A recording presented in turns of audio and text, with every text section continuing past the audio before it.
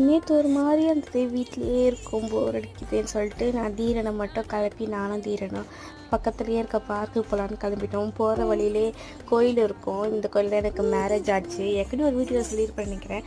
அந்த கோயிலுக்கு போய் சும்மா சாமி கூப்பிட்டு சுற்றிலாம் பார்த்துட்டு உட்காந்தேன். அங்கே ரொம்ப அழுக்காக இருந்தது. தீரன் அடங்கவே இல்லை. சரின்னு தூக்கிக்கிட்டு வந்துட்டேன் வெளியே பார்க்குக்கு போகலாமேன்னு. ஆடி மாதம் லைட்லாம் செட் பண்ணியிருந்தாங்க. ரொம்ப அழகாக பேசவே விட மாட்டான், சிரிச்சுக்கிட்டே தான் இருக்கான்.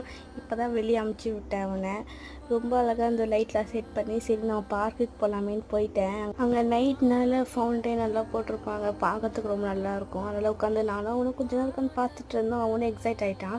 சரி அவனை நடக்க வைக்கலாமேன்னு நடந்தான். ஆனால் சூப்பராக நடந்தான். நான் எக்ஸ்பெக்டே பண்ணல நல்லா நடப்பான்னு.